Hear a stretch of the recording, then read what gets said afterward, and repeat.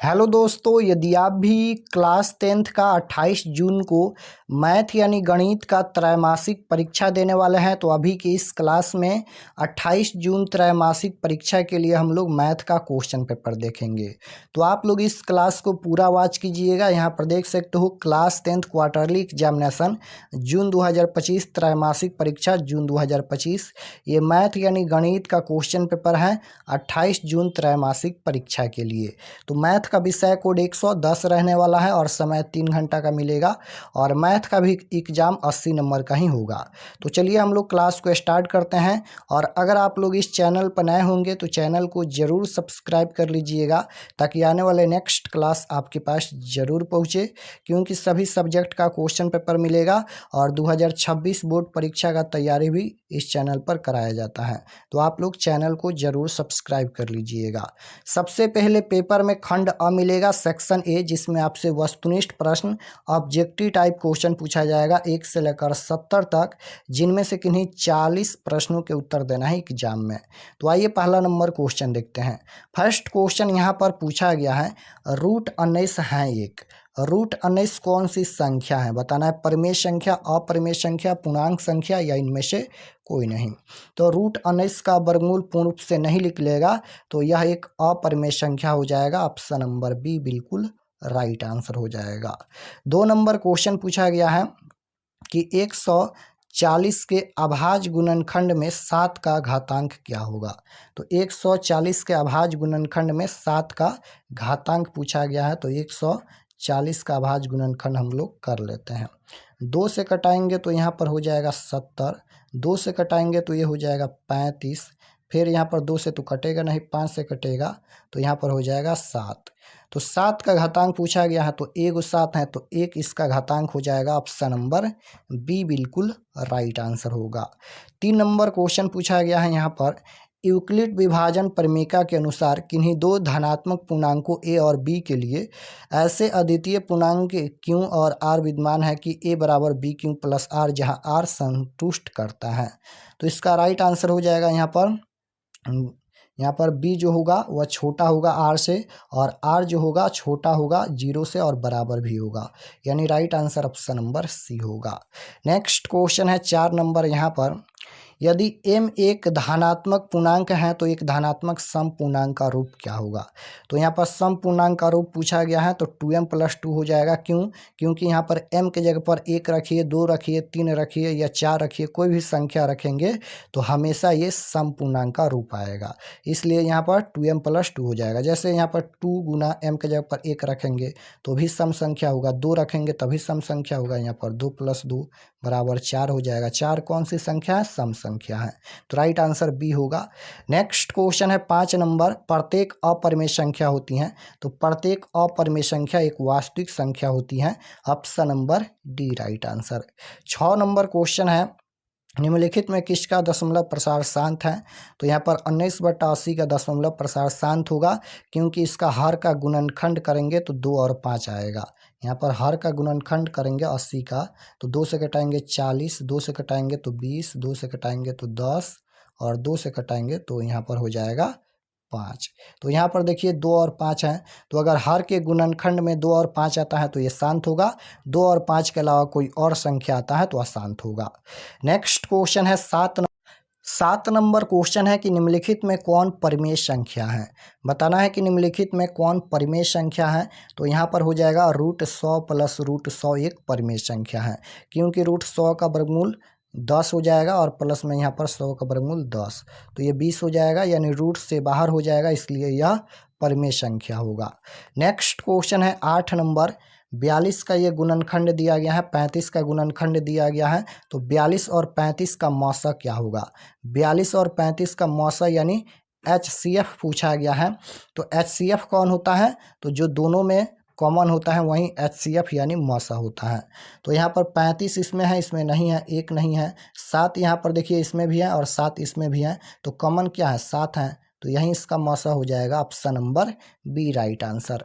9 number question है कि यदि पी क्यू यहाँ पर px = x³ + 1 को यहाँ पर qx = x + 1 से भाग दिया जाए तो भागफल का घात 2 आएगा। Option number B right answer. 10 number question है कि द्विघात बहुपद के शून्यक होंगे। तो द्विघात बहुपद के शून्यक पूछा गया है, तो निकालेंगे तो 3, -1 आएगा। 11 नंबर क्वेश्चन है यदि अल्फा बीटा द्विघात बहुपद के शून्यक हो तो alpha plus beta minus alpha into beta का मान क्या होगा। तो अल्फा प्लस बीटा बराबर -b/a फार्मूला होता है, और यहाँ पर माइनस अल्फा इंटू बीटा का जगह पर यहाँ पर c/a यानी 2/1 हो जाए। यहाँ पर वैल्यू पहले नहीं रखेंगे, पहले फार्मूला लिखिए।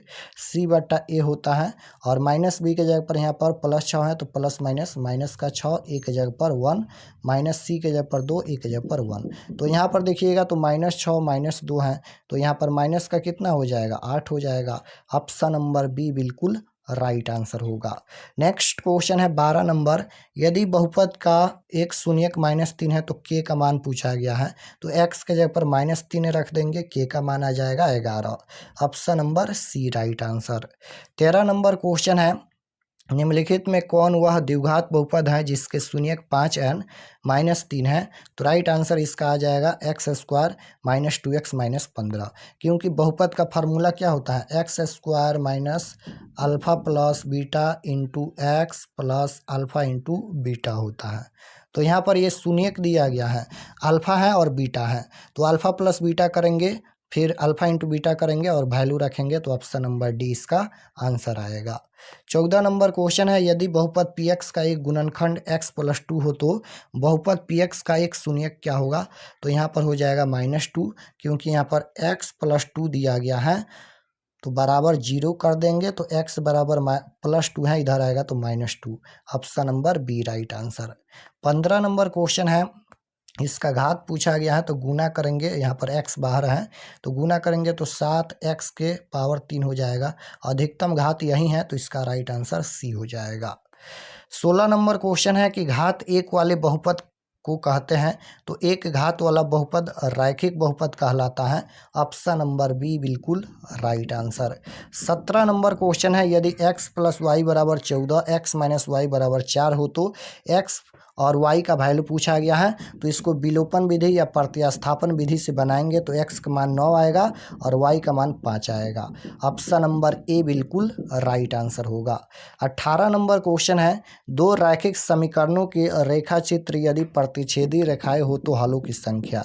सिर्फ एक हल होगा क्योंकि प्रतिच्छेदी है। प्रतिच्छेदी कब होता है, तो जब a1/a2 बराबर नहीं होता है b1/b2 के, तब प्रतिच्छेदी होता है, और इसका सिर्फ एक हल होता है। नेक्स्ट क्वेश्चन है 19 नंबर, रैखिक समीकरण दिया गया है, दो समीकरण, कितने हल होंगे पूछा गया है, कितने हल होंगे। तो a1/a2 बराबर b1/b2 बराबर c1/c2 के फार्मूला से बनाएंगे।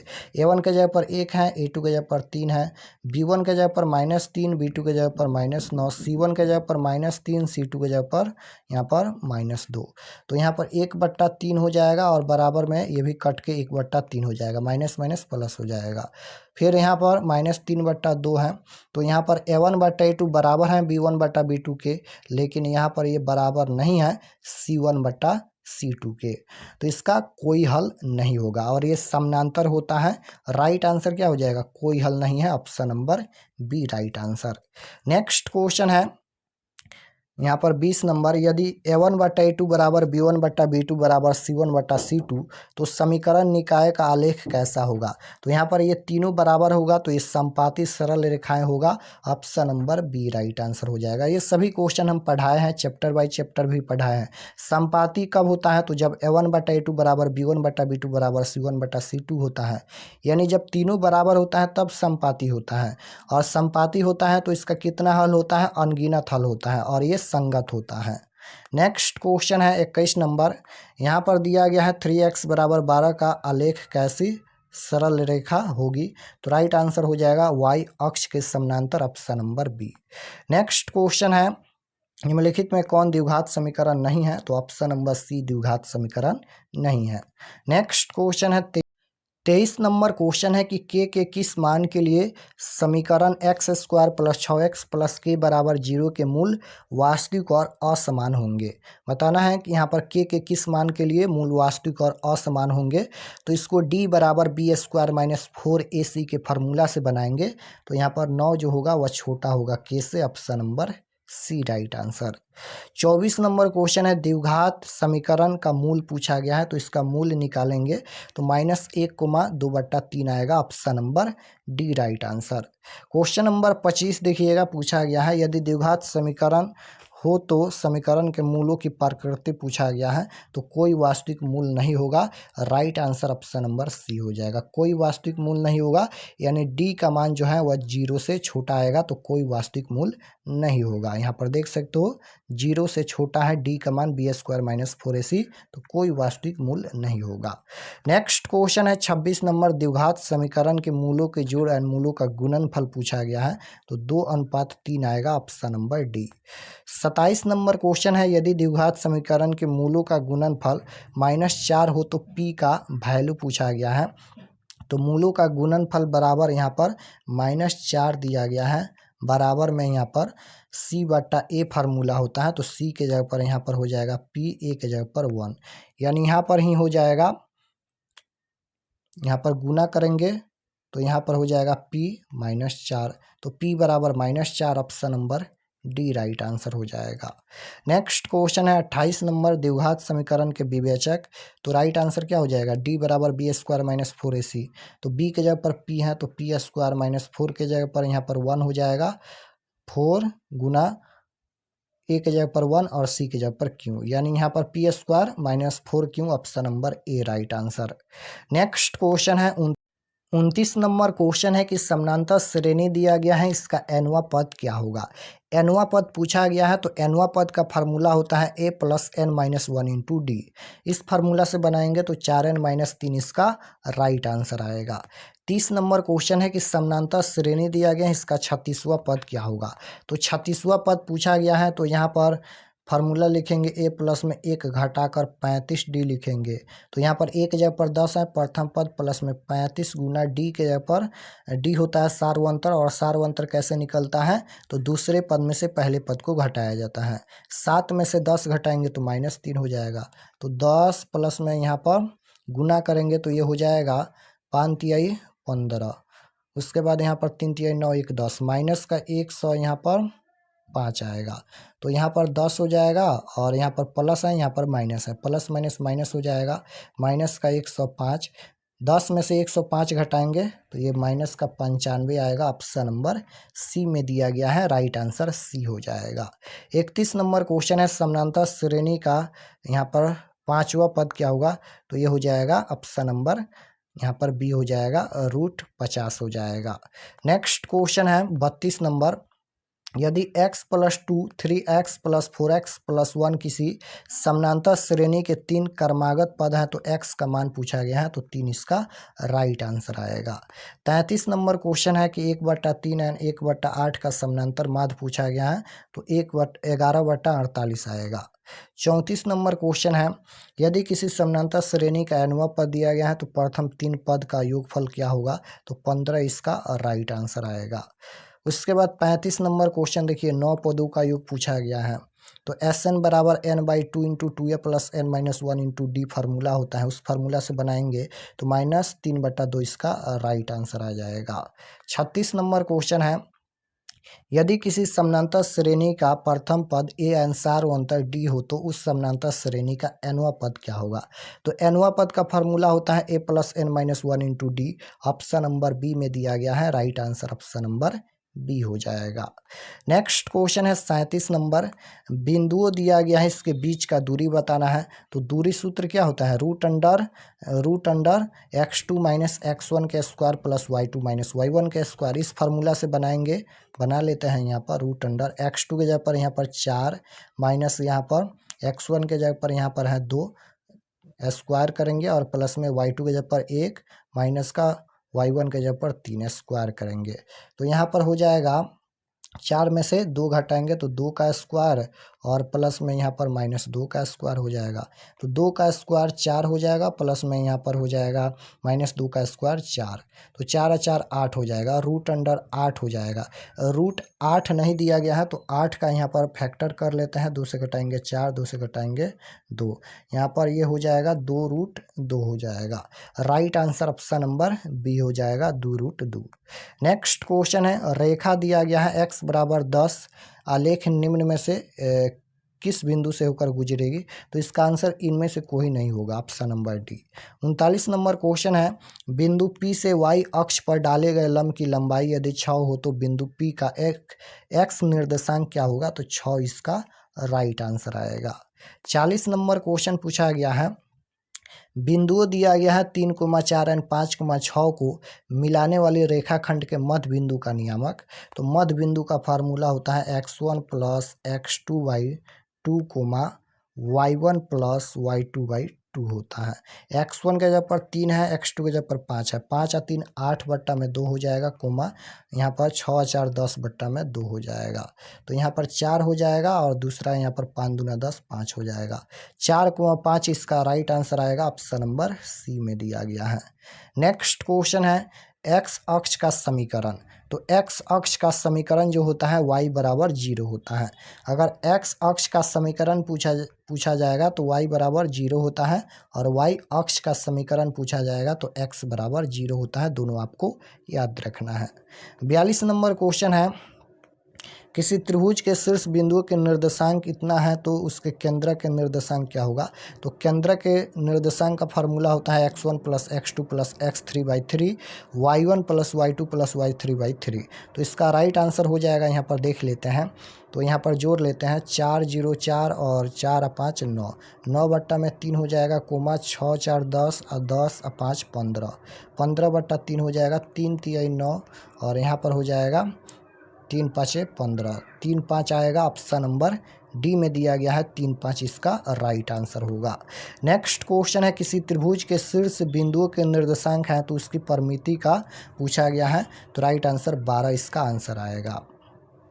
उसके बाद यहाँ पर 44 नंबर क्वेश्चन देखिए, बिंदुओं दिया गया है, इसको जोड़ने वाली रेखाखंड मध्य बिंदु किस चतुर्थांश में स्थित है? तो सबसे पहले तो मध्य बिंदु निकालेंगे, तो यहाँ पर हो जाएगा 2 - 6, तो 2 माइनस प्लस माइनस माइनस ही होता है, तो 6/2। तो घटाएंगे तो यहाँ पर -4/2 आएगा, यानी यहाँ पर -2 आएगा पहला।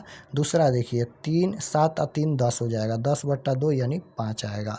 दूसरा 5 आएगा प्लस का। तो यहाँ पर बिंदु आया -2, 5। अब यहाँ पर बताना है कि यह किस चतुर्थांश में स्थित है। तो माइनस प्लस है, तो माइनस प्लस किस में होता है? तो माइनस प्लस होता है द्वितीय चतुर्थांश में स्थित। Right answer option number B हो जाएगा। चतुर्थ में प्लस माइनस होता है, प्रथम में प्लस प्लस होता है, तृतीय में माइनस माइनस होता है, द्वितीय में माइनस प्लस होता है। तो आपको ये सभी याद रखना है, सभी हम पढ़ाए हैं chapter by chapter. 45 number question है, बिंदु दिया गया है, इसकी एक्स अक्ष से दूरी पूछा गया है, तो y के नियामक का वैल्यू होगा, y का मान 4 है, तो 4 इसका आंसर होगा। 46 नंबर क्वेश्चन है, y अक्ष पर किसी बिंदु x के नियामक पूछा गया है, तो इसका आंसर 0 हो जाएगा, ऑप्शन नंबर ए। तो आपके परीक्षा में 40 प्रश्नों का ही उत्तर देना है। 40 प्रश्न आप लोग बना लीजिएगा, 40 हम बता दिए। और अगर आप लोग चैनल पर नए होंगे तो चैनल को ज़रूर सब्सक्राइब कर लीजिएगा, ताकि आने वाले नेक्स्ट क्लास आपके पास ज़रूर पहुँचे। चलिए हम आपको बताते हैं कि आप लोग इसका ऑब्जेक्टिव और सब्जेक्टिव क्वेश्चन आंसर कैसे डाउनलोड कर सकते हैं। तो इसका ऑब्जेक्टिव और subjective question answer PDF download करने के लिए गूगल पर चले आना है और आपको सर्च करना है RK एक्सपर्ट क्लासेस। इसी चैनल का नाम आपको गूगल में सर्च करना है RK एक्सपर्ट क्लासेस। तो जैसे ही गूगल पर सर्च करेंगे RK एक्सपर्ट क्लासेस, तो आपके सामने फर्स्ट पेज आएगा इस प्रकार से। इस पर आपको क्लिक करना है। तो जैसे ही इस पर क्लिक करेंगे ये ओपन हो जाएगा। ओपन होने के बाद नीचे आना है क्लास 10th के सेक्शन में। तो यहाँ पर देख सकते हो ये क्लास 10th का सेक्शन है और इसमें सभी सब्जेक्ट का क्वेश्चन पेपर दिया गया है। तो जैसे आपको मैथ का डाउनलोड करना है या फिर इंग्लिश का डाउनलोड करना है, क्लिक करके देख सकते हैं। तो जैसे मैथ का देखना है तो मैथ पर क्लिक कीजिए।